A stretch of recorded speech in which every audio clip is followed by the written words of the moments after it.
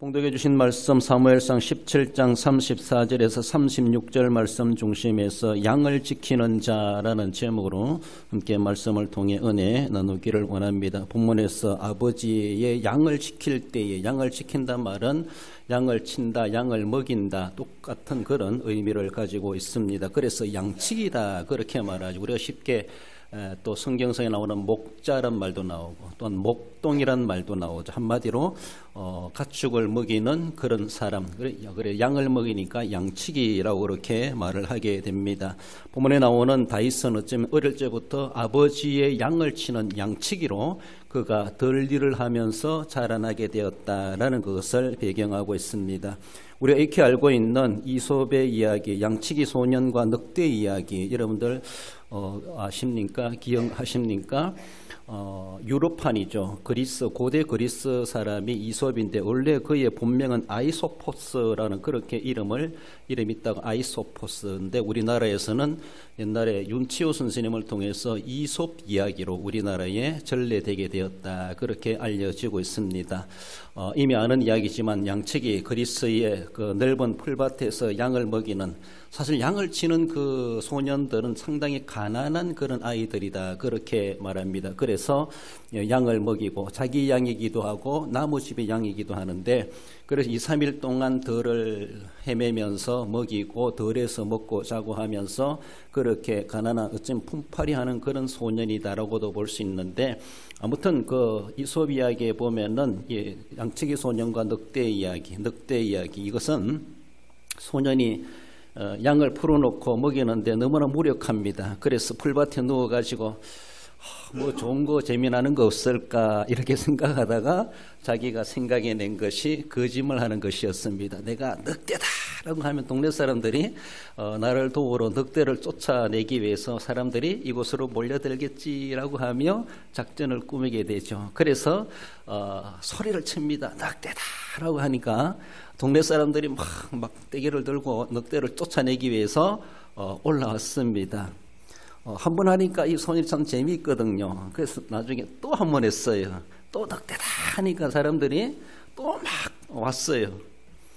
몇 번 했겠죠. 몇 번 했는데 나중에 이제 동네 사람들이 생각할 때 이 애가 거짓말하고 있다는 것이 자기 재미 위해서 사람들을 동원하고 이용하고, 그래서 이 나쁜 놈 하면서 몇 번은 쏘가줬는데 정말로 이제 또 덜에 누워 있는데 진짜로 늑대가 나타났습니다. 진짜로 늑대가 나타나가지고 막 양들을 해치려고 하는 그런 가운데 늑대가 나타났다 소리를 치니까 이제 동네 사람들이 한 사람도 안 날라왔다, 안 도와줬다, 안 올라왔다 이런 말이. 그래서 양치기 소년, 거짓말 소년이다 이렇게도 우리에게 전해지는 그런 내용이기도 합니다.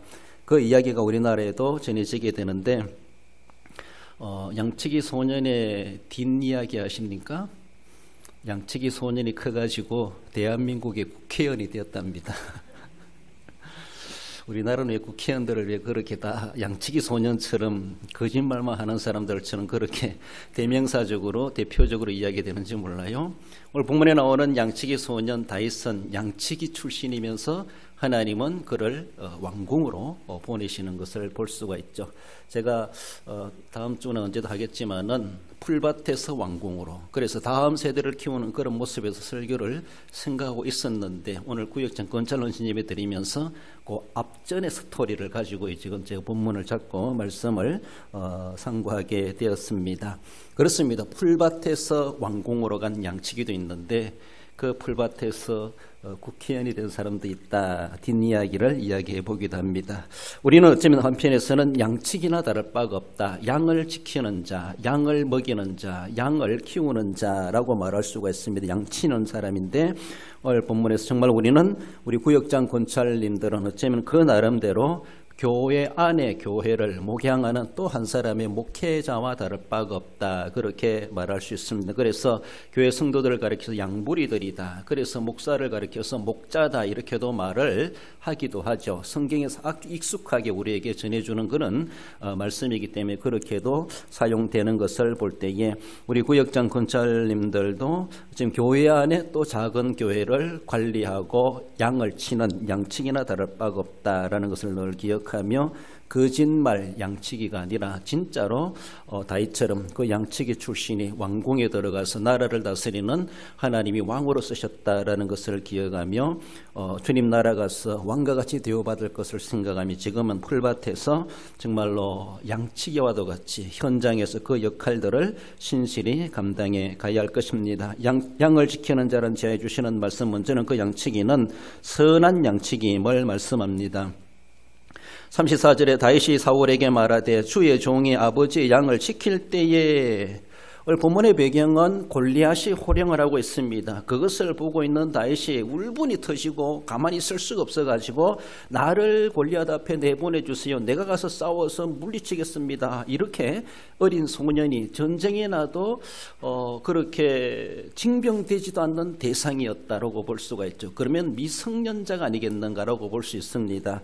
학생군으로도 출전하지 못하고 있는 그런 다윗의 나이가 아니겠는가라고 볼 수 있는데, 아버지의 양을 칠 때에 아버지가 이 소년 다윗을 불러가지고 심부름 시키죠. 전쟁터에 나가 있는 형들에게 이런 음식들을 전해주라, 갖다 주라, 심부름을 와가지고 보니까 싸우지도 못하고 장대같이 큰 골리앗이 호령하고 있고 이스라엘을 모욕하고 하나님을 무시하는 그런 소리를 들었을 때에 믿음의 사람 어린 소년 다윗은 그것을 보고 참을 수가 없어가지고 나를 내보내 달라고 사울 왕 앞에 가가지고 자신의 경험담을 설파하는, 자신의 무용담을 자기가 이야기하면 나는 이런 사람입니다. 나는 이런 경험도 있습니다. 그러니까 나를 제발 좀 저 골리앗 앞에 좀 내보내 주세요라고 하며 사정하다시피 자기의 이야기를 다윗이 사울 앞에 가서 이야기하는 그런 내용이 본문의 배경입니다. 그러면서 다윗은 자기는 양을 지키는 사람이다, 자기는 양치기이다, 그렇게 말을 하죠. 사무엘상 16장 11절에서도 보면 또 이새에게 이르되 내 아들들이 다 여기 있느냐. 이새가 가로되 아직 말째가 남았는데 그가 양을 지키나이다. 사무엘 선지자가 하나님의 비밀스러운 명령을 받고 이새의 집에 가가지고 8명의 아들들 중에 기름을 부어라, 내가 그를 이스라엘의 통치자로 삼으시겠다. 깜짝 놀랬죠, 사무엘 선지자도. 그래서 1번부터 7번까지 다 지나가도 하나님이 지명하지 않는 거예요. 그래서 이상하다, 아들들이 다 지나갔는데 하나님 누구를 하나님은 세월하시는 것인가. 그러니까 아버지 이새에게 물어봤죠. 아들들이 다 왔느냐 물어보니까 말째가 남았는데 그 말째가 바로 다윗이었죠. 8번째로 태어났죠. 그 8번째 다윗이 지금 양을 지키고 있나이다, 양을 치고 있나이다. 그래서 사무엘 선지자가 빨리 불러오너라. 그래서 그 앞에 섰을 때 하나님께서 그 어린 다윗에게 기름을 부으라 하시는 그런 장면 가운데서 그가 양을 지키나이다. 어쩌면 어릴 적부터 이렇게 집안일들을 돕고 덜일을 하는 가난한 소년과도 같이 그렇게 집안일을 돕는 양치기로 커갔던 다윗이었음을 봅니다. 사무엘상 17장 15절 본문에 앞에 나오는 내용이죠. 다윗은 사울에게로 왕래하며 베들레헴에서 그의 아비의 양을 칠 때에 사울 왕이 조금 정신이 이상이 있어가지고 사람들이 그 당시 요새로 보면 음악 치료죠. 그래서 악기를 연주 잘하는 사람이 있으면은 왕에게 연주를 해가지고 혼란한 정신을 정돈시키고 그래서 치료의 효과를 나타내도록 하기 위해서 그런 사람이 없느냐라고 찾을 때 사람들이 다윗을 누가 소개하게 되죠. 그 소년은 노래도 잘하고 악기도 연주 잘하고 참 그런 특기가 있습니다. 그래서 사울 왕이 이새에게 전령을 보내가지고 아버지에게 보내가지고 양치는 내 아들 다윗을 내게로 보내라라고 하며 17장 19절에 전령을 보냅니다. 그 아들을 왕궁으로 보내라라고 하며, 그래서 다윗이 베들레헴에서 그리고 왕에게 왕궁에 왔다 갔다 하면서 할 때에 그는 양을 쳤다, 양을 치기도 하고 또 왕이 부르면 가서 연주해주고 그렇게 출퇴근하면서 그 일들을 해왔다라고 말하면서 다윗은 그의 근본, 그는 양을 치면서 성장하고 자라났다라는 것을 말씀합니다. 상당히 천한 사람들이, 천한 아이들이 하는 그런 직업일지 모르지만은 하나님은 정말로 다윗을 그런 양치기에서 하나님은 그를 눈여겨보셨고 그 험악한 일이고 덜 일이랄지라도 마다하지 아니하고 신실하게 어릴 적부터 정말로 조숙한 아이와도 같이 어른도 하고 싶지 않은 그런 일을 그렇게 신실하게 일들을 잘 해왔다는 것을 바라볼 때 우리가 싹군 목자, 선한 목자, 요한복음 10장에서 말하는 것처럼 정말로 그는 선한 양치기였다라고 그렇게 충분히 평가될 만하다라는 겁니다. 자기가 양치기로서의 사람들의 결코 열등의식을 가지지 않았고 양치기에 대해서 결코 그는 사람들의 교만하지도 않았고 양치기하는 것에 대해서 자부심을 가지고 나는 아버지의 가업을, 이 가업에 대해서 아버지의 산업에 대해서 기꺼이 그는 협조하고 그렇게 헌신했다. 그렇게 아낌없이 아버지를 돕는 그런 아이로 자라나게 된 것을 바라볼 때 정말 그는 선한 양치기 다윗이었다라는 것을 볼 수가 있습니다. 아비 양을 지키기 위해서 그는 정직하게 신실하게 감당을 했고 어떠한 난간도 극복하고 그것을 이겨내고 그리고 누구의 도움도 받을 수 없이 자기 스스로가 덜해서 사나운 그런 자연환경 그리고 들짐승들과 상대하면서 그 일들을 그는 잘 감당해냈다라는 것으로도 보여지고 있습니다. 말 그대로 그는 선한 양치기였고 자기를 위하는 싹군과는 거리가 먼 사람이었죠. 강도같이 남의 것을 강탈하는 그런 강도 이리와도 같은 그런 사람은 결코 아니었습니다. 물론 아버지의 양을 치지만 아버지 것이 또 자기 것이 되겠지만은 그런 것이 아니라 자기에 맡겨놓은 일이 무엇이라 할지라도 그것이 집안의 일이든 집 밖의 일이든 정말 남들이 알아주지 못한 일이라 할지라도 남들이 없는 자기만이 해결해야 될 그런 어려운 상황 가운데 있다 할지라도 그는 신실하게 정말로 양을 먹이는 자로서 예수님이 나는 선한 목자다라고 말씀하시는 것처럼 정말로 예수 그리스도의 선한 목자상의 예표적인 그런 인물로 다윗이 그렇게 등장되어지고 쓰여졌던 것을 볼 수가 있죠. 그렇게 그 천한 일에서도 신실하게 행했던 다윗을 하나님은 눈여겨보고 계셨다라는 것을 볼 수가 있죠. 그래서 양을 치는 다윗을 불러오너라 그에게 기름을 부어라 라고 하며 장차 왕이 될 것에 대해서 하나님은 그렇게 이미 지목하시고 키워오셨다라는 것을 볼 수 있습니다. 어쩌면은 우리는 다 저도 양치기나 다를 바가 없고 우리 구역장 건찰님들도 양치기다라고 말할 수 있는데 우리가 그 일을 신실하게 잘 감당할 때 내가 하는 그 모든 것에 대해서 제가 양치기로서 구역장 양치기로서 권찰 양치기로서 어떻게 하고 있는가 그것을 지금도 주님께서 눈여겨보고 계시다고 하는 것을 늘 생각해야 되죠. 그저 이름만 명예만 가지고 있는 것이 아니라 내가 얼마나 양을 위해서 내가 선한 양이다라고 할 만큼 뭔가 싹을 바라고 일하는 사람이라고 뭔가 명예심을 가지고 하는 것도 아닙니다. 누가 알아주든 몰라주든 그 산골짜기에서 위험이 도사리는 그런 가운데서도 한마디로 선한 양치기로서 우리는 그 자리를 지켜가고 그 사명을 감당해 가고자 하는 결심 이것이 바로 우리의 헌신이고 마땅히 그렇게 감당해 갈 수 있어야 할 것입니다.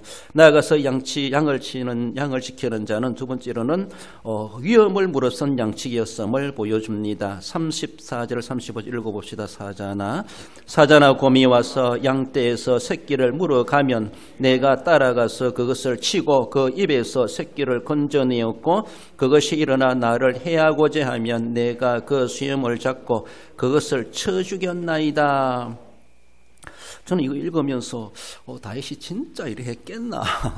옛날에 그 삼손 이야기 나오는 것처럼 삼손도 힘들었을 텐데 어린 다윗이 이렇게 했겠나 의문이 생기기도 하는데 아무튼 다윗이 자기가 행했던 경험담에 대해서 사울왕한테 당당하게 말을 하고 있습니다. 내가 아버지 양을 칠 때 이런 일도 있었습니다. 이런 일을 내가 해냈습니다. 라고 하면서 그래서 골리앗 앞에 자기를 내보내 달라고 이 왕을 설득하려고 하는 그런 모습에서 자신의 경험담을 지금 설파하고 있습니다. 물론 그 나름대로 자신을 해달라는 요구를 위해서라도 과장해서라도 말할 수 있겠지만은 결코 그것이 다 거짓말은 아닐 것이다. 다윗이 하는 말이 그저 너무 과장된 것만 아닐 것이다라고 볼 수 있습니다.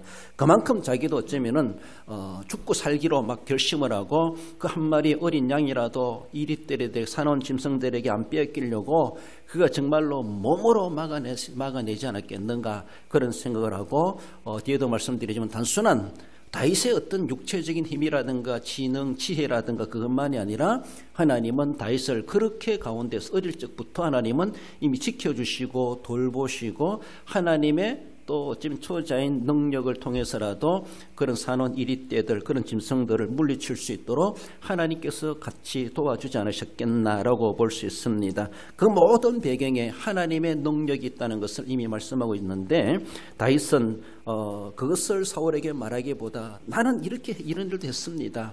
그러면서 더 골리앗쯤이야 라고 하면서 자기를 내보내 달라라고 설득하는 그런 모습을 보여줍니다. 양을 먹이는 일은 결코 쉬운 일만이 아니죠. 양치는 것은 즐겁고 낭만적인 것 같지만 그러나 그가 있는 현장이라고 하는 것은 항상 위험이 도사리고 있는 그런 곳이다라는 것입니다. 어쩌면은 날씨의 변덕에 따라서 문제가 생겨날 수가 있고 또 더 나아가서는 병든 짐승들을 관리해가는 그런 모습 뿐만 아니라 사나운 짐승들이 우글거리는 그런 곳일 수가 있고 지나가는 외인들이 그것 또한 약탈해가고 빼앗아가고 그렇게 강도짓하는 자들도 있을 수가 있는 이런 위험한 상황들이 있는 것이 바로 그 현장이라는 것입니다. 그 현장에서 다윗은 많은 위험들이 도사리고 있지만 그 위험들을 무릅쓰고 감당해냈다라는 겁니다. 야곱이 하란 땅 외산촌 집에서도 그렇게 반나절로 그것을 무릅쓰가면서 자기가 양을 치며 짐승을 기르며 그렇게 했다라고 하는 것처럼 다윗도 그렇게 정말로 아버지 양을 치면서 어떤 위험도 그는 그렇게 감당해 가고자 자기가 하려고 애를 쓰고 그렇게 힘써갔다고 하는 것을 말씀합니다. 다윗은 그런 위험 부담에 대해서 나는 모르겠다라고 하며 손 놓은 것도 아니고 도망친 것도 아니고 돌아간 것도 아니고 거기에 대해서 그 자리를 끝까지 지키고 있는 것. 그렇잖아요. 한 마리 양이라도 그 자리에 있더라면 목자는 떠날 수가 없습니다. 오늘날에도 그렇게 말해요. 어떤 위험과 어려움이 있고 사고가 났으면 정말로 성객들은 아직 안 빠져나갔는데 성문부터 먼저 도망간다? 얼마나 지탄의 대상이 됩니까? 범죄행위라는 범죄행위. 그러니까 성객들이 다 대피해 놓고 미처 빠져나오지 못해서 내가 위험을 당한다 할지라도 그것이 성문으로 해야 될, 직원이 해야 될 책임이라는 것이죠. 그렇습니다. 그러므로 이런 양치기라는 것, 양치기는 한 마리 양이 아직 현장에 남아있다면 자기는 그 현장을 떠날 수가 없는 것이죠. 아무리 위험한 것이랄지라도. 그러나 싹고는 그렇지 못해요. 선한 목자 아닌 선하지 못한 목자는 나살려라 하고 자기부터 먼저 현장을 빠져나가죠. 양들이 어떻게 되든지 상황이 어떻게 되든지 그것들이 살든지 죽든지 아무 생각 없이 나살겠다고 도망가는 그런 싹군, 그런 나쁜 양치기도 있다라는 것을 비교적으로도 말해볼 때에 그 위험한 일들을 경험하면서도 다윗은 정말 그 위험을 무릅쓰고 내가 사자나 곰이 와서 양떼에서 새끼를 물어가면 내가 따라가서 그것을 치고 그 입에서 새끼를 건져내었고 내가 이렇게 됐습니다 라고 하며 이 사나운 늑대와도 같이 저 골리앗이 우리 이스라엘을 지금 물고 늘어지고 있고 그렇게 잡아가려고 하는 것을 보면서 자신은 한 마리의 사자와도 같이 그렇게 이리와도 같이 그렇게 보인다는 것이죠. 그것도 내가 했는데 이 골리앗쯤이야 라고 하면 내가 분명히 저 입에서 우리 이스라엘을 내가 구원해 내겠습니다. 이런 의미죠. 정말로 남들이 들을 때는 정말로 세상 말로 가설하기 짝이 없고 무슨 배짱을 가지고 이런 소리 하는지 뭘 알고 말하는지 네가 병법을 알고 싸워본 적이 있고 네가 사람을 죽여본 적이 있냐 온갖 대면 할 말이 없는 다윗이죠. 그렇지만 다윗의 그 열정만큼은 사울도 감당할 수 없었고 그의 형들도 감당할 수 없었고 천부장도 어찌할 수 없었고 결국은 하나님은 다윗을 골리앗 앞에 내세우시는 것을 볼 수가 있죠. 그렇습니다. 어쩌면 현장의 문제가 아니라 우리 마음에 제대로 문제에 대해서 인식을 잘못하고 있는 것이 도리어 큰 문제가 아니겠는가라는 겁니다. 이런 모습 속에서 다윗은 그 어려움을 극복해 가면서 양들을 보호하고 지켜냈다라는 것. 결국은 정말로 예수 그리스도께서 우리를 위해서 희생하시기까지 우리를 마귀의 입에서 물려있는 우리 마귀의 입에서 구해내고자 하는 그런 모습. 정말로 그 수염을 잡고 그것을 쳐 죽였나이다. 그 입에서 물린 어린 양을 끄집어내고 살려내는 다윗의 무용담이 있는 것처럼 장차 예수 그리스도께서 우리를 위해서 그렇게 우리를 구원해 주실 것에 대해서 말씀해 주십니다. 그래서 예수님께서도 말씀하죠. 요한복음 10장 11절에서 나는 선한 목자라 선한 목자는 양들을 위하여 목숨을 버리거니와 양의 목숨이 내 목숨보다 더 귀하다는 것이죠. 양의 목숨을 살려내기 위해서 내 목숨은 버릴 수가 있다는 겁니다.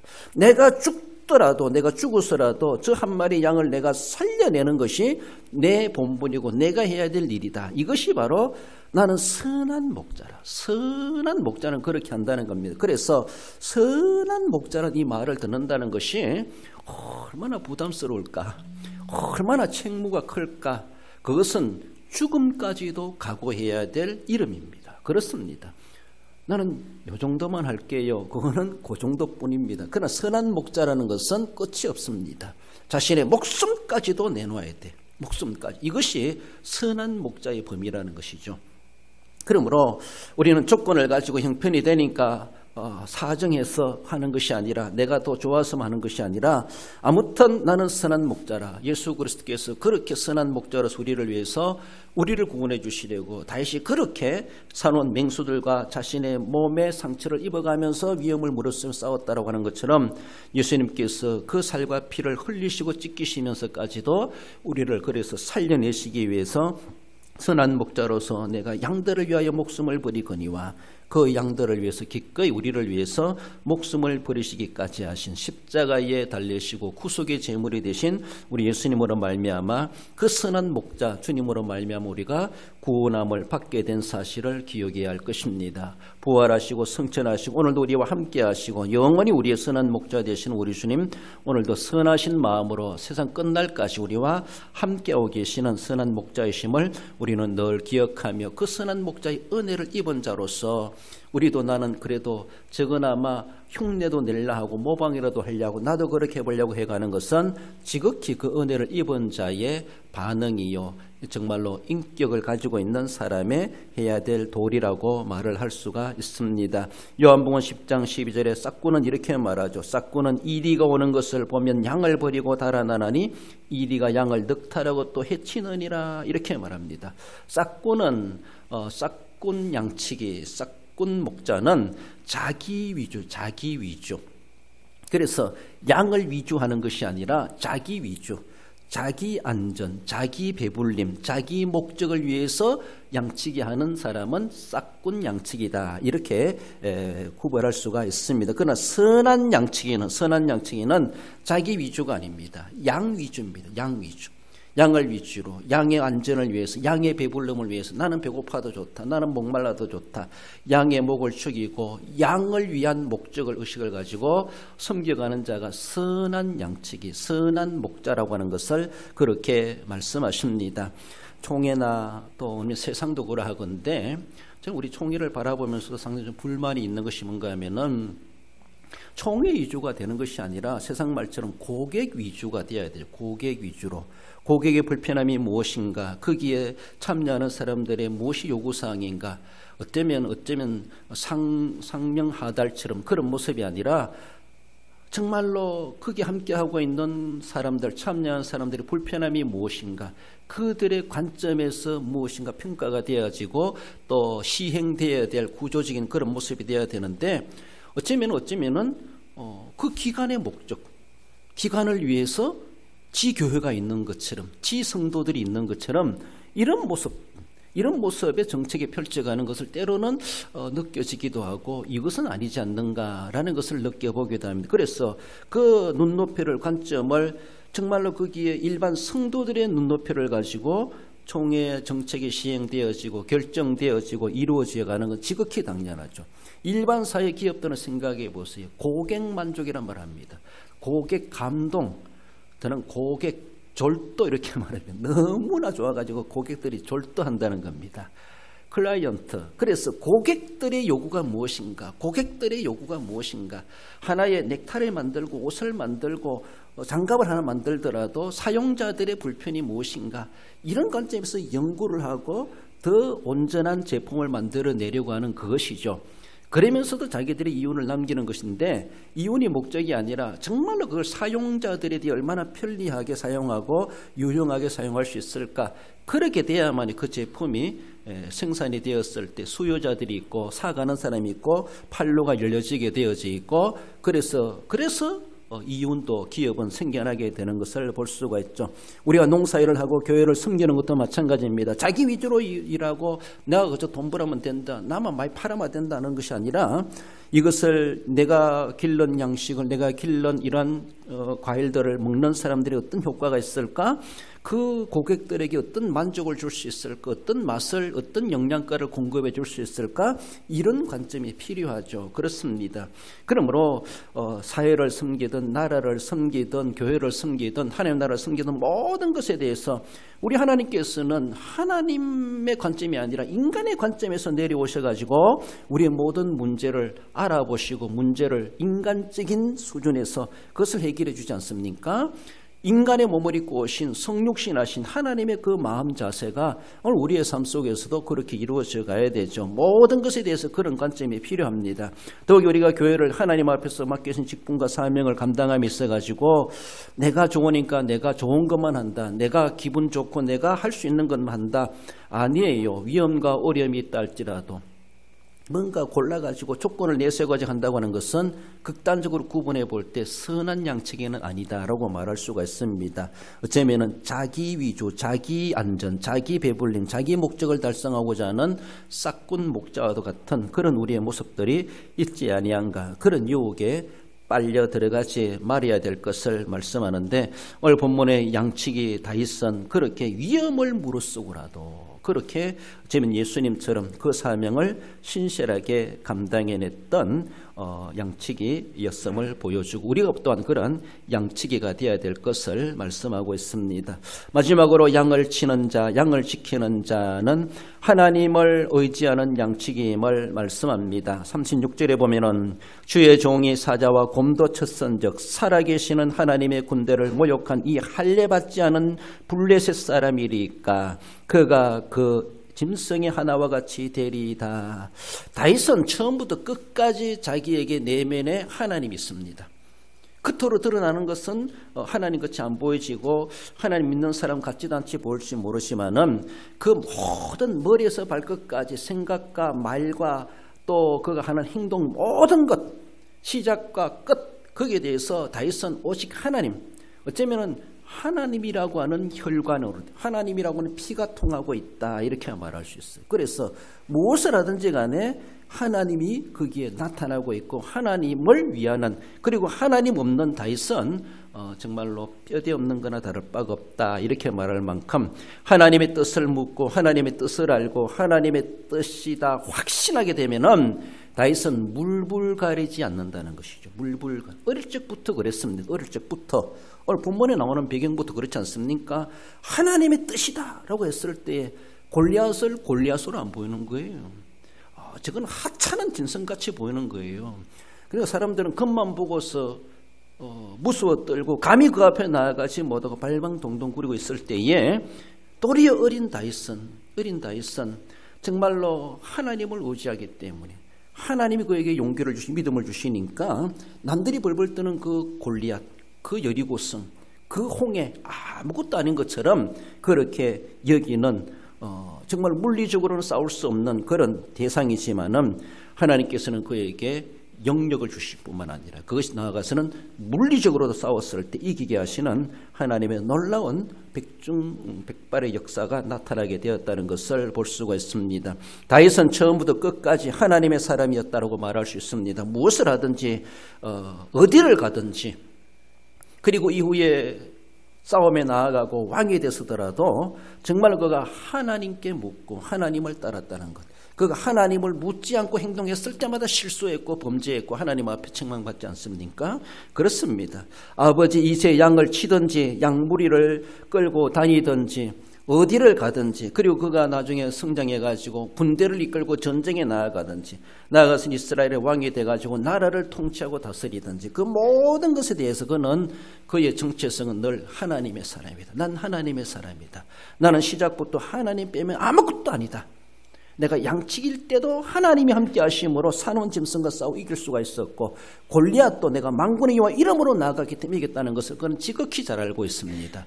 그 나이 들어 노년이 됐다 할지라도 하나님의 뜻이라면 자기 뜻은 성전을 짓고 싶은 마음 짓고는 남을 수 있었죠. 그렇지만 하나님이 아니다라고 했을 때 그것까지도 겸손하게 믿음으로 수용하고 받아들이고 하나님의 뜻대로 행하는 것을 볼 수가 있습니다. 절대 하나님을 의지했던 양치기이다라는 겁니다. 그렇습니다. 우리가 뭐 힘이 있겠습니까? 우리가 뭐 능력이 있겠습니까? 우리가 무엇을 누구를 가르치고 지도하고 이끈다고 할 수 있겠습니까?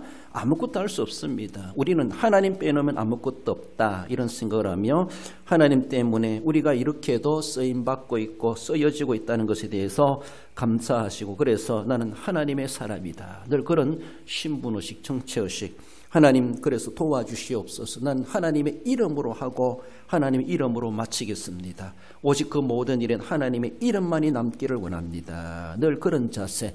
그래서 늘 하나님을 영화롭게 하고자 섬겨갔던 양측이 다이셨던 것을 기억하는 것처럼 우리의 모습들도 그렇게 하나님을 의지하는 구역장이 되고 건찰이 되고 교회 성도로서 하나님의 나라를 섬겨가야 할 것입니다. 다윗이 가진 그 믿음이 얼마나 귀한 것인지 그 다윗의 그 하나님을 의지하는 그 믿음 사울 왕도 거절하지 못했습니다.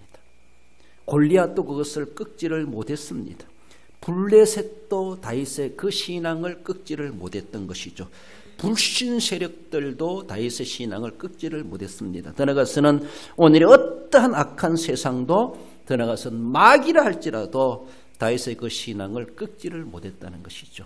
어떤 대상이 온다 할지라도 두려워할 것이 없는 우리의 가지고 있는 그 믿음이라고 하는 것은 지옥도 능가하는 능력입니다. 하나님이 주신 능력이지 않습니까? 나는 아무것도 아니에요. 그런 내 속에 하나님의 능력이 임했을 때에 골리앗, 블레셋, 이방나라, 어쩌면 마귀떼들 아무것도 문제가 되지 않죠. 그저 밟고 지나갈 뿐입니다. 하나님이 그렇게 승승장구하게 하신다는 것을 기억해 볼 때 하나님을 의지한다는 것. 그래서 얼마나 귀한지 몰라요. 서장열 씨입니까? 제가 말씀드리는 그분에게 제가 어떻게 호칭해야 됩니까? 혹시 장로님, 집사님 하니까 저는 평신도입니다. 이러면서 내 구주 예수님을 의지하는 평신도입니다. 이렇게 문자가 왔어요. 그 말씀이 얼마나 귀하게 들리는지 내 구주 예수님을 의지한다는 거예요. 의지하는 나는 장로도 아니고 집사도 아니라는 거예요. 평신도입니다. 그러면서 얼굴은 저 잘 모르는데 그렇게 문자를 주고받게 됐습니다. 내 구주 예수님을 의지한다. 이런 신앙의 고백이 쉽지 않습니다. 정말 직분을 떠나서 어쩌면은 늦게서라도 예수님을 알고 믿으셨는지 모르지만은 그런 신앙의 고백을 자기가 문자로 남길 수가 있고 할 수 있다고 하는 것은 참 귀합니다. 그렇습니다. 하나님을 의지하는 다윗이었던 거죠. 그 믿음이나 그분의 믿음이나 뭐 다를 바가 있겠는가. 그래요. 무슨 일이 있다 할지라도 하나님을 의지한 내 구주 예수님을 의지하며 살아간다. 내가 병들어도 늙어도 무슨 일을 당해도 하나님을 의지하며 당하는 그 모든 일들은 물론 걱정할 것도 없고 결국은 끝날 인생을 바라볼 때도 내 구주 예수님을 의지하고 임종을 맞이하고 내 구주 예수님을 의지하고 예수님이 인도하시는 대로 약속에 따라서 그날을 유업으로 받을 것이라는 것에 대해서 우리는 그렇게 믿음을 끝까지 간직하게 됩니다. 우리 인간이 쉽게 어쩌면 좌지우지되는 세상의 환경들, 세상의 조건들, 세상에서 일어나는 여러 가지 감정들, 정말 일을 하다 보면은 함께 일할 사람이 없고 사람이 없어가지고 애달파하는 그런 모습들, 조건이 원만하지 못하는 그런 일들이 얼마나 많은지 그런 것들을 따질 수밖에 없는 우리들이지만 그러나 그런 것들에 좌지우지되는 것이 아니라 과연 내가 하나님에 대한 의지심이 믿음이 얼마나 제대로 서 있는가. 그것은 환경도 조건도 함께 있는 사람이 있든지 없든지 그리고 내 기분과 감정도 초월하는 것이라는 것이죠. 내 구주 예수님은 내 감정에 제한될 하나님이 아니십니다. 내 구주 예수님은 환경에 대해서 내가 그렇게 지배당한다는 환경 때문에 내가 약해진다든가 그런 내 구주 예수님이 아니시라는 것이죠. 그렇습니다. 어떤 조건이 주어진다 할지라도 아멘으로 받고 순종으로 행하는 그런 자세, 이것이 바로 하나님을 의지하는 양측이 다윗이었던 것처럼 우리들도 그런 자세로 하나님을 섬겨가야 할 것을 말씀하십니다. 사무엘상 17장 45절 하반절에 보면 나는 만군의 여호와의 이름 곧 내가 모욕하는 이스라엘 군대의 하나님의 이름으로 내게 나아가노라 라고 하는 것을 보면은 절대 그는 죽음의 눈앞에서도 그는 하나님을 의지하는 그 믿음 가지고 살든지 죽든지 정말로 하나님께 맡겨드리고 오직 하나님만을 의지하며 나아갔던 그 풀밭의 소년 다윗이었다, 양치기였다라는 것을 생각해 보며 우리는 정말로 다윗만큼이나 또한 다윗보다 더 나은 그런 신실한 양치기로서 우리의 구역들을 돌보시고 성도들을 돌보시고 알게 모르게 그렇게 섬겨가심으로 주님 앞에 더 귀중하게 더 크게 더 명예롭게 잘했다 칭찬받고 들어 쓰임받는 우리의 모습들이 되어야 할 것입니다. 우리 함께 결론적으로 읽어봅시다. 하나님의 양무리를 맡은 영적 양치기로서 오직 하나님만을 의지하여 묵묵히 신실하게 감당하되 어떤 위험도 감수하기에 자기를 아끼지 않고 책무를 이행하여 하나님의 뜻을 이루어드리는 성도가 됩니다. 그렇습니다. 신실한 양치기 다해서 우리가 늘 묵상해 보며 또한 예수님을 묵상해 보며 묵묵히 그 자리를 위험도 감수하며 여러 가지 불평도 많지만은 그러면서도 묵묵히 말없이 하나님의 뜻을 이루어드리는 데 쓰임 받으시고 헌신해 가시는 우리 모든 구역장 권찰 여러분들, 우리 모든 성도 여러분들 되시기를 주님의 이름으로 축원드립니다.